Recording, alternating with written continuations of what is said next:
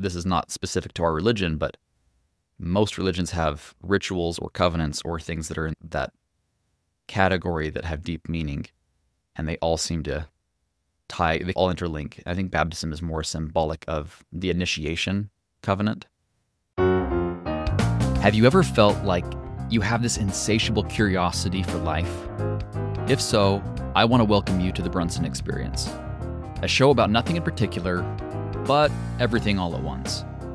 Join me on my journey to understand the world, ponder the mysteries, and learn from the greats.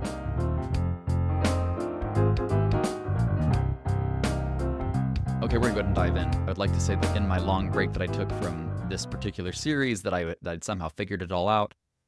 Truthfully, no, haven't really found the depth that I was looking for on this part of it. But honestly, I'm going to keep recording anyways because I'm more excited to talk about part 4 and part 5. So I want to share maybe some smaller thoughts. This might be a shorter episode, but I want to share a couple of thoughts. If we inherently believe that God is a God of law, then we know there are things that will make sense to him that won't make sense to us. When I was young, we were living in St. George, Utah, and I had pretty much nothing to do all day except play in the mud in the backyard as we used to do back then before iPhones. And I'm out there playing in the mud, per usual. It was a new home that we just built. And my dad shows up one day with this kite, and I'd never flown a kite before. I'd barely even seen one, right? Props to being homeschooled. So he goes to set up this kite for us, and we are just freaking out, right? So excited, brand new toy. We don't even know what to do with it. And after he sets it all up, he says, hey, we're going to take turns. I'm going to go first, and then Mom, and then Peyton, and then you. I'm like, oh, okay, awesome. So Dad goes and fly it. It's one of those two-handed ones that you can like spin and do crazy cool stuff with. So I'm watching him fly it, and it is just so high up there. My little 8-year-old brain is exploding with all the possibilities.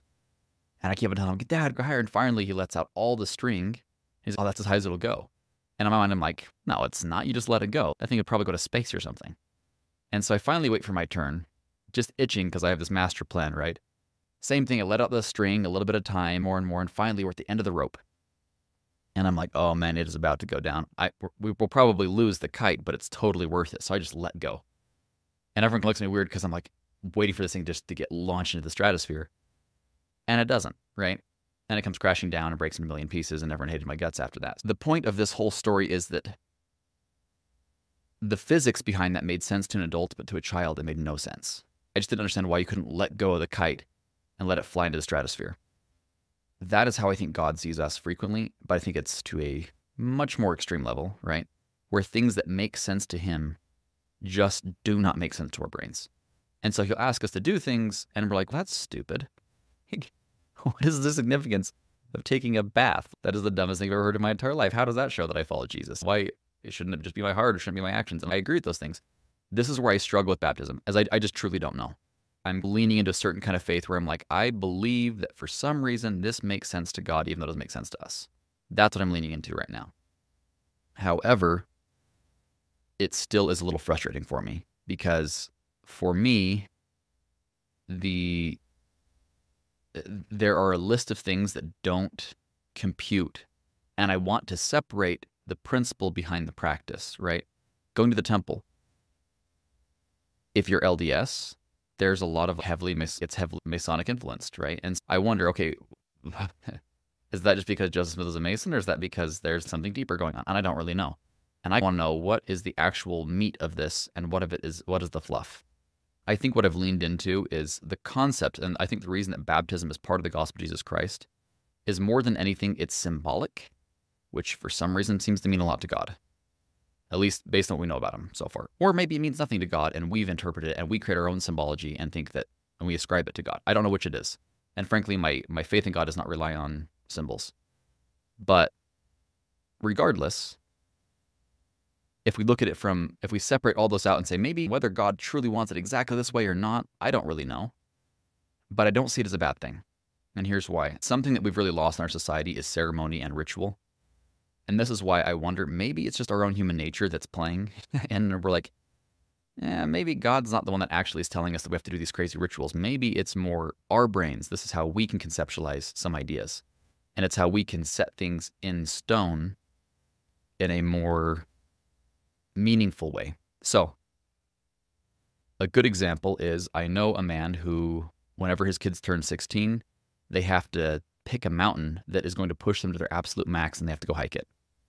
And if they do, he has some, I don't know if he buys them their first car, it was something like that. But it was part of the ritual, and it was very much a coming of age thing. And he's like, yeah, like my kids aren't adults at 18, they're adults at 16. And they can, if they complete the challenge and show they could plan the whole event, they had the fortitude to go through it, and he has this whole thing, so that's when I consider them an adult.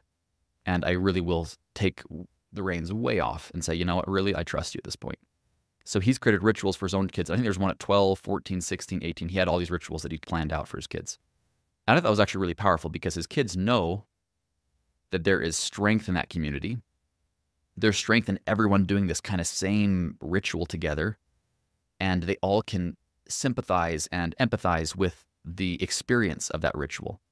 Making a choice inside your own mind is one thing, but you can't really say, oh, yes, I made that exact choice when I was in the shower that one time and I was looking at the tile and it made me think of this, and all of a sudden I was thinking about that. That's not the same. But all of us went under the water, came out of the water with an idea in our mind of what that meant. And it's visual, it's sensory focused, right? It has a lot of significance to it. And that, I think, is maybe why I think it's making more sense to me for that one reason.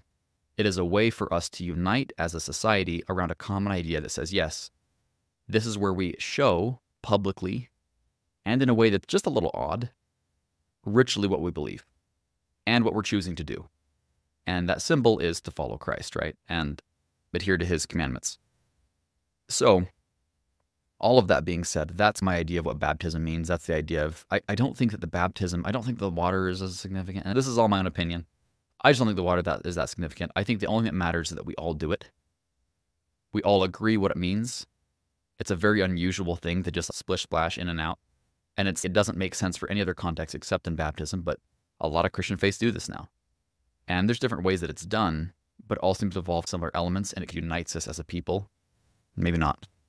Maybe not I know some Baptist friends that would not agree with us being united, and apparently Mormons are not Christians. At least that's what I'm told. It's funny, I followed Christ my whole life, and I told them I'm not Christian, so I think that's a little interesting. Regardless, I do think that, yeah, it's a symbol that shows us how we are united as a people. So that's my little tidbit for today. I hope you all have found some meaning. If you guys have some thoughts on this, look me up on Instagram or any social media channel and let me know what this means to you. If I'm missing something or if there's something much more critical going on. What we didn't talk about, but I think there might be some tie-ins for, is covenants generally.